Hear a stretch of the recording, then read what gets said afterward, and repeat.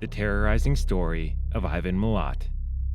Ivan Milat, whose depraved actions range from abducting and robbing to assault and murder between the years of 1989 and 1992, marking him as one of Australia's most famous criminals. The bodies of his confirmed victims, 7 murdered backpackers, were hidden in the depths of the Belangolo State Forest south of Sydney, although it's believed his true victim count was much higher. What led Milat down such a dark and twisted path that he repeatedly targeted and preyed on vulnerable victims, torturing them with a disturbed sense of pleasure? And how was Australia's worst serial killer brought to justice? Well, we have reason to believe that he's a maniac. I don't accept the whole situation. Sentence to die in the Their model is Brother and sister. as the parents of a beautiful daughter with a daughter, top of it.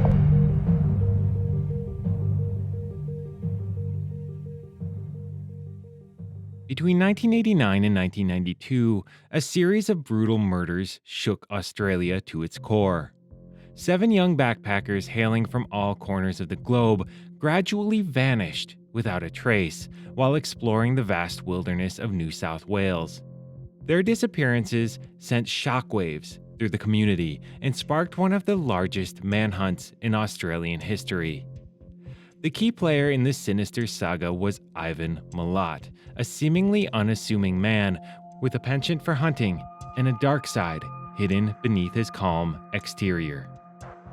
Ivan Milat's journey began on December 27, 1944, at the Crown Street Women's Hospital in Guildford, New South Wales. He was born into a large family, the 5th of 14 children to Croatian immigrant Stjepan Marko Stephen Milat and Australian national Margaret Elizabeth Piddleston. Despite their impoverished circumstances, the Milat family initially resided in a rural farm in Bossley Park before relocating to Liverpool. Milat's upbringing was marked by a strict discipline and Catholic education, yet his father's alcoholism and temper cast a shadow over their household. The Milat boys, including Ivan, were familiar with knives and firearms, spending their days honing their skills in the backyard. However, Ivan's behavior stood out, displaying antisocial tendencies from a young age, including acts of cruelty towards animals and brushes with the law.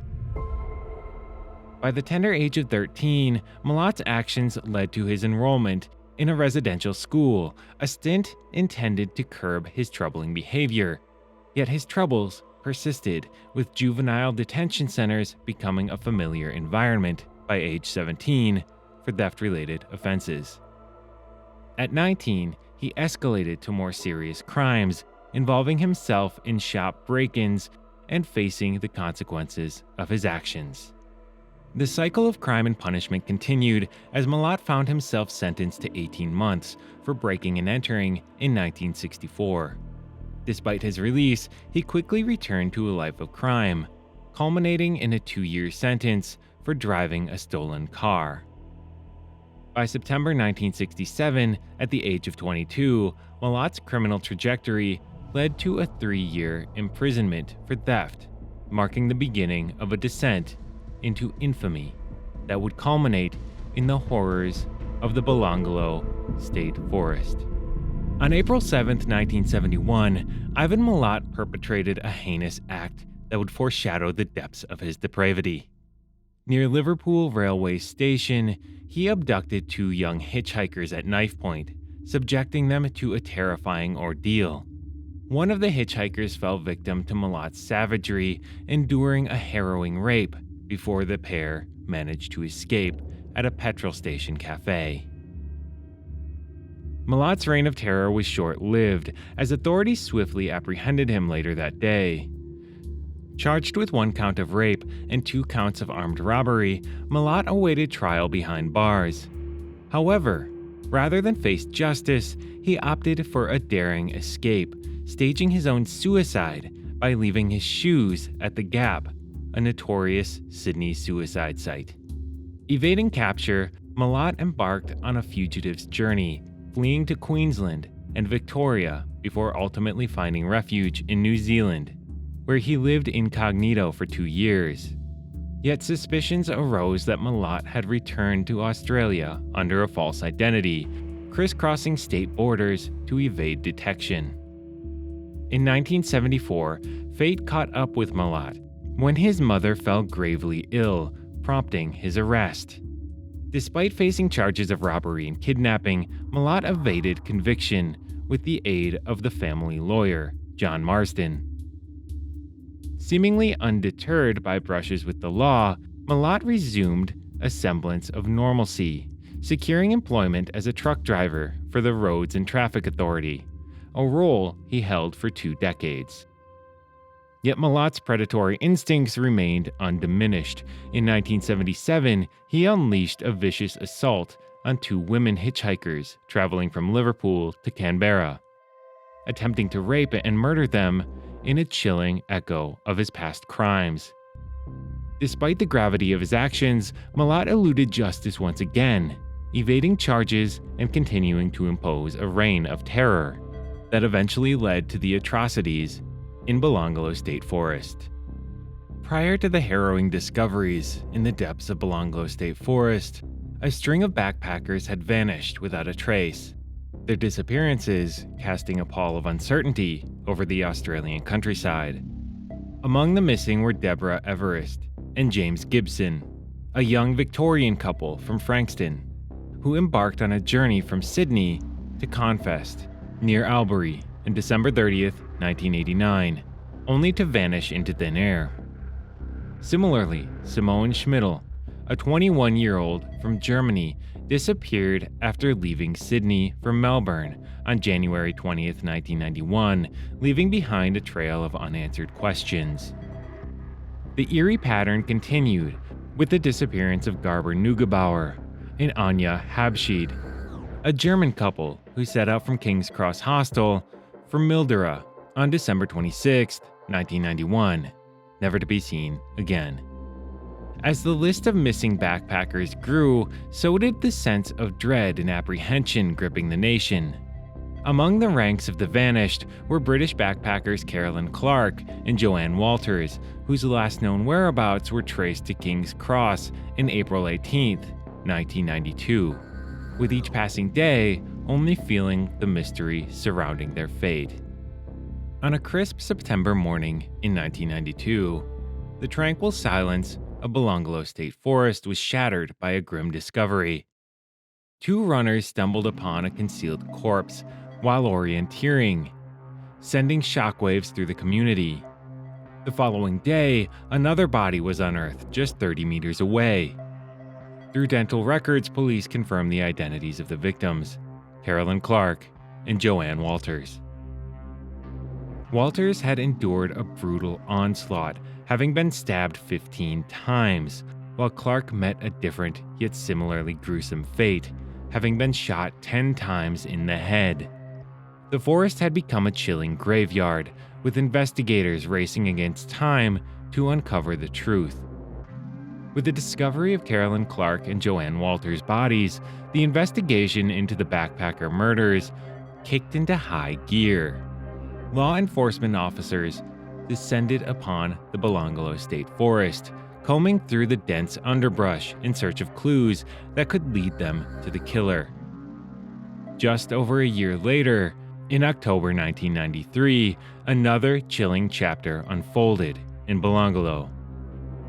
A local man searching for firewood stumbled upon bones in a remote section of the forest.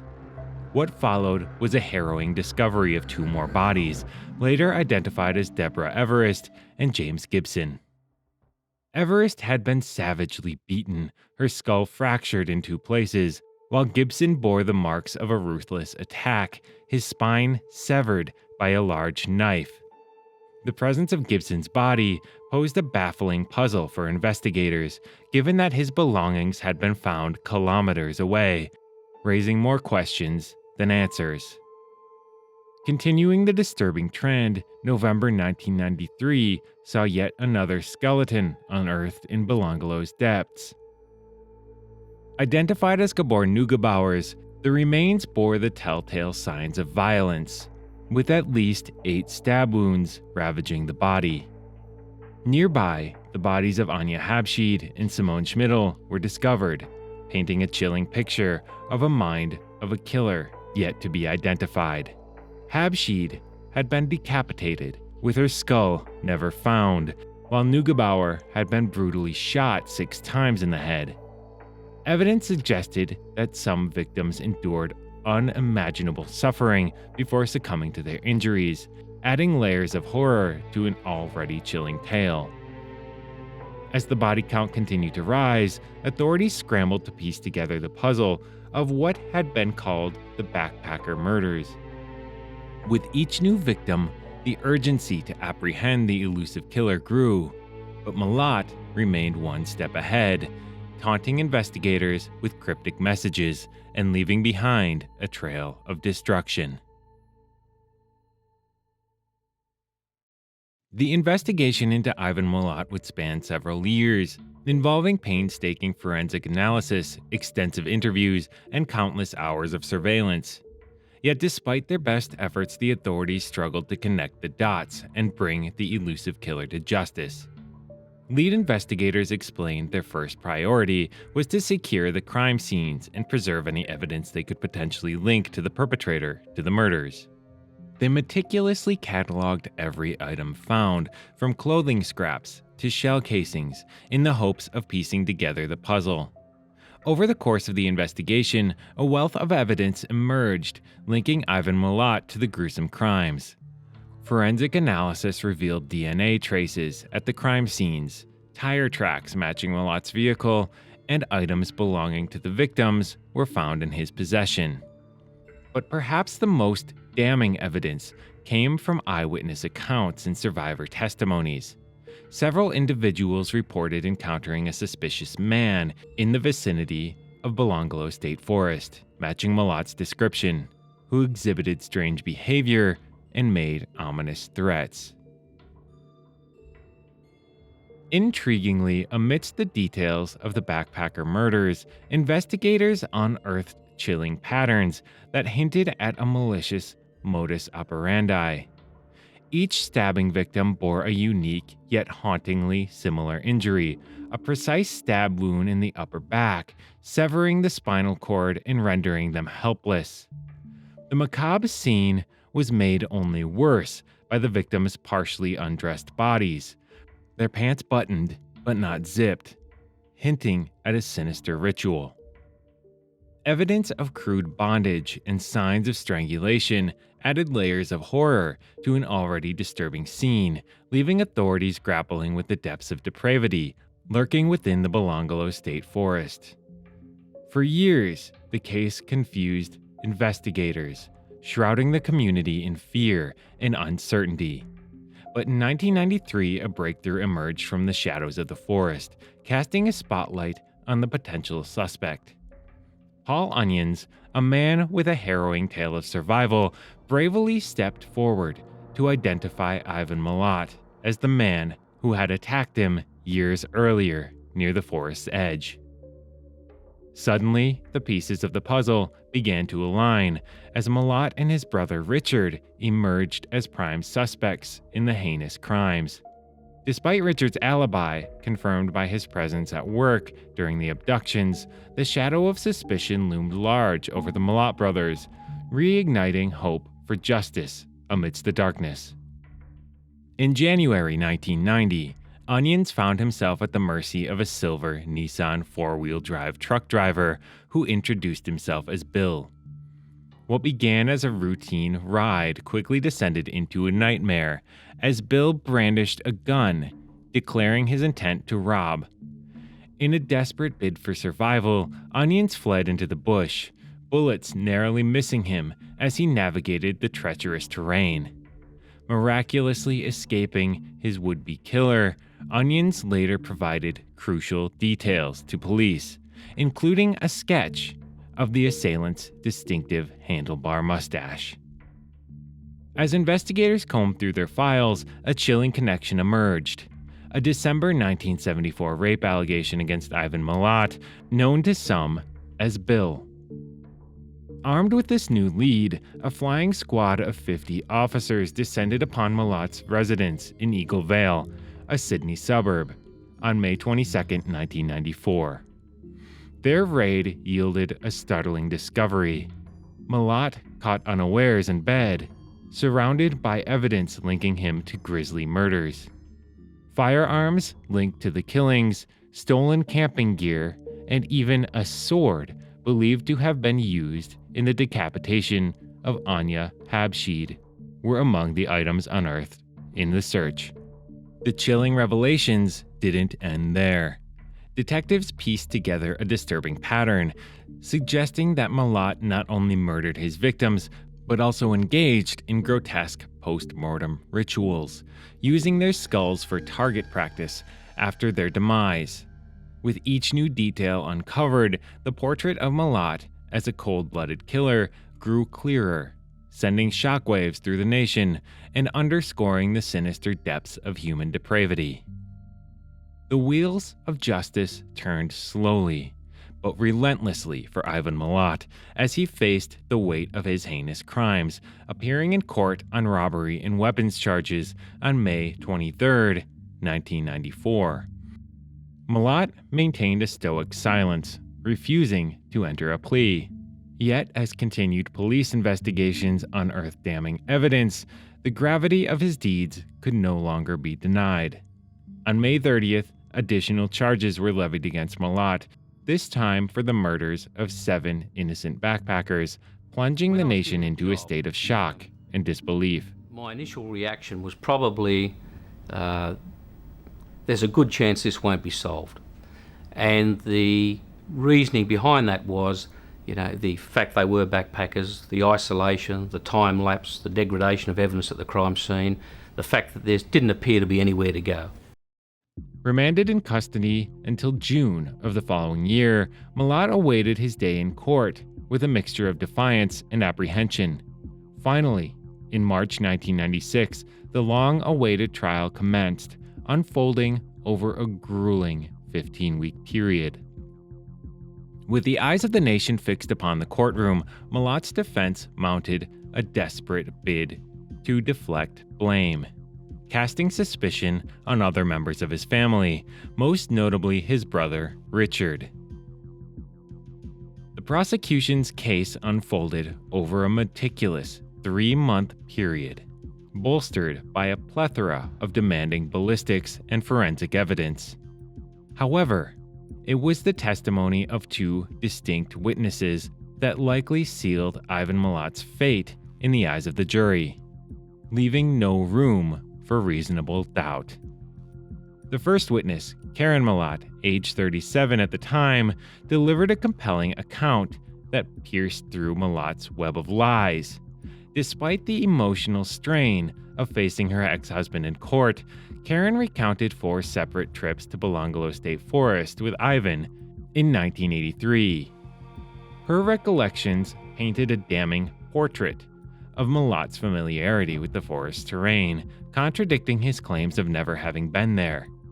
Karen vividly recalled the instances where Milat had demonstrated proficiency with firearms, recounting how he had nonchalantly dispatched kangaroos during hunting trips, showcasing his comfort and confidence in handling guns. Furthermore, Karen's testimony shed light on Milat's penchant for aliases, revealing that he was known by various monikers, including the notorious Bargo Bill.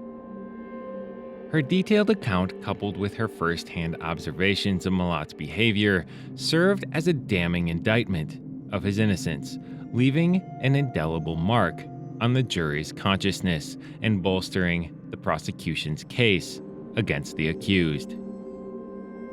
However, justice prevailed on July 27, 1996, as a jury delivered a resounding verdict, guilty on all counts.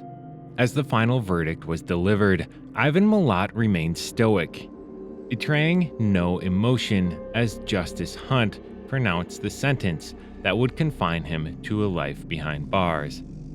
for the grieving families of his victims and a nation left reeling from the horrors of his crimes, it seemed that justice had finally been served, bringing a semblance of closure to a harrowing chapter in Australian history.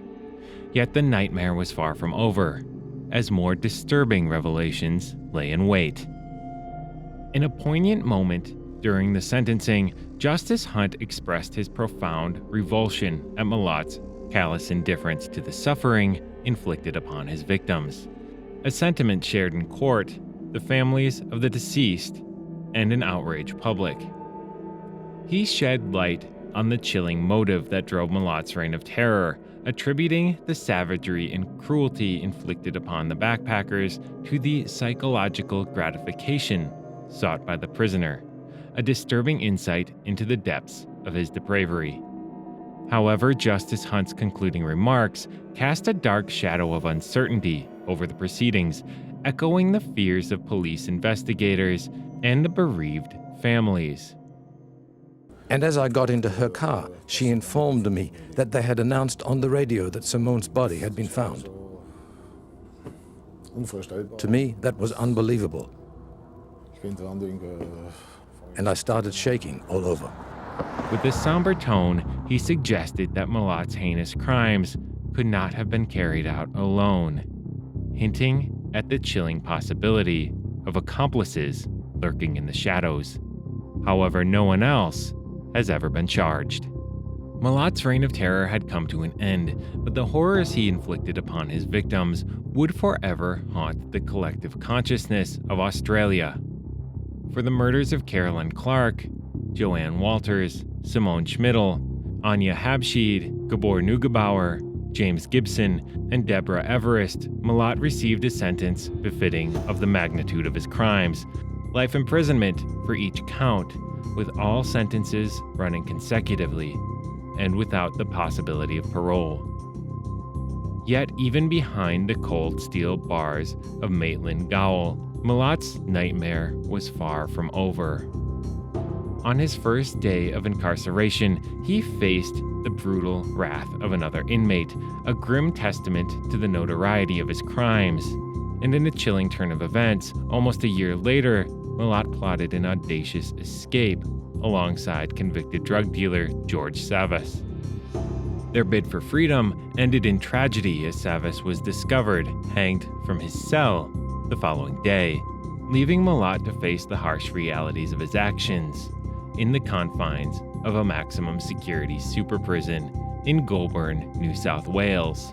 Despite numerous attempts to overturn his convictions, Ivan Milat's quest for freedom proved futile, as each appeal was met with a resounding dismissal. In November 1997, Milat appealed on the grounds of a breach of his common law right to legal representation, citing the precedent set in Dietrich versus the Queen.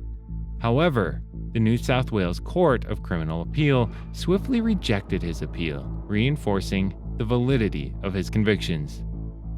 Undeterred, Milat pursued a new avenue of appeal in 2004, filing an application with the High Court of Australia in a bid for special leave to appeal on fresh grounds.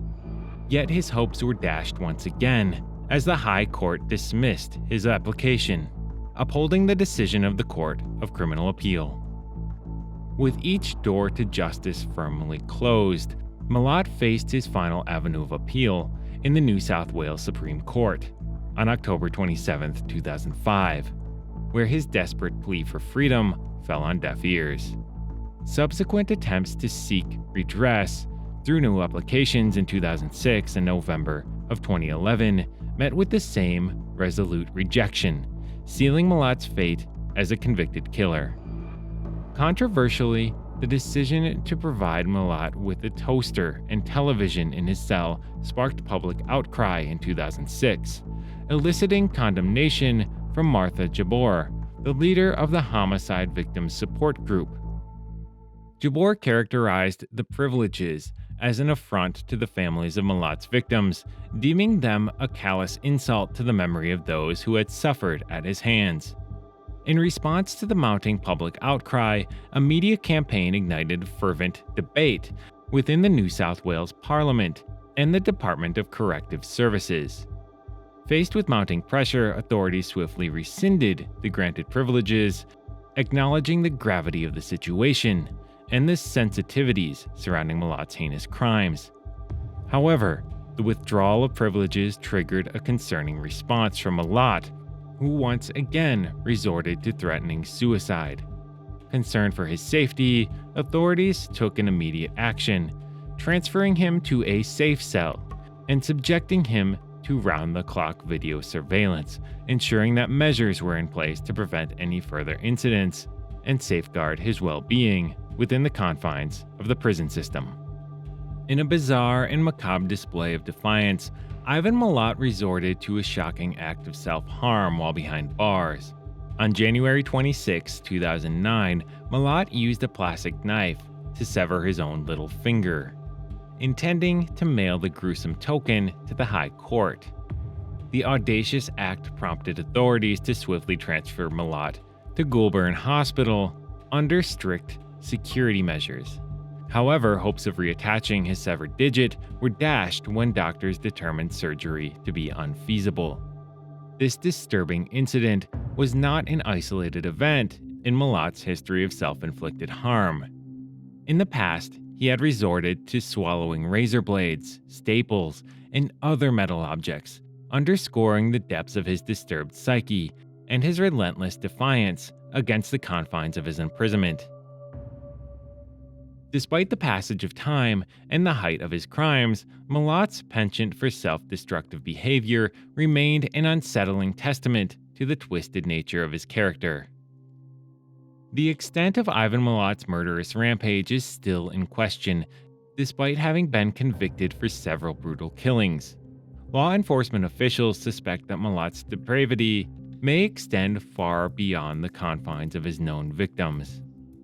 In 1993, Task Force Air embarked on a comprehensive investigation into unsolved deaths and disappearances, drawing parallels between Milat's known criminal profile and his modus operandi with cold cases across the states and territories.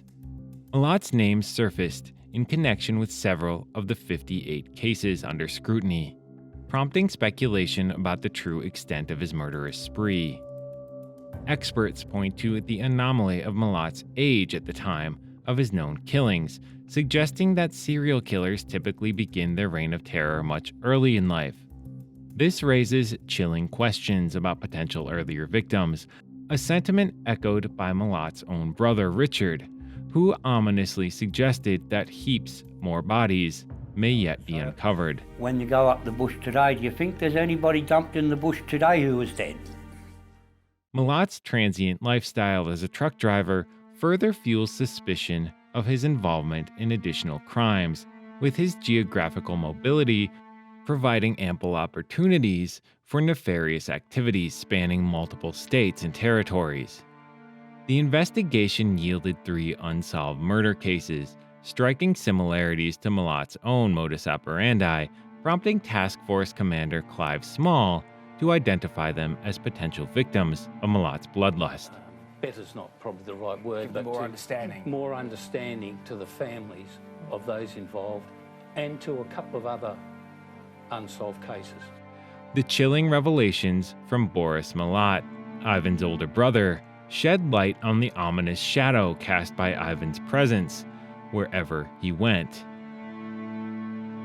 In a candid interview with the Australian Broadcasting Corporation's Australian Story in May 2005, Boris made a startling assertion: "Wherever Ivan has worked, people have disappeared." This ominous statement paints a haunting picture of Ivan's potential involvement in nefarious activities beyond the confines of his known victims.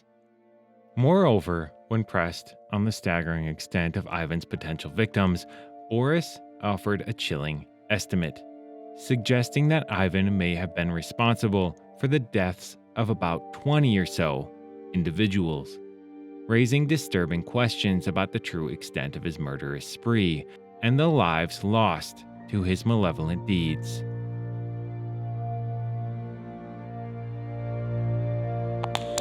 Ivan Milat's family have spoken out after his death at the age of 74. He said, "I thought I treated her well, but I just can't believe it." He was just a very shattered, broken man. This man is just an evil serial killer, right to the last bone of him. He was dead to me a long time ago.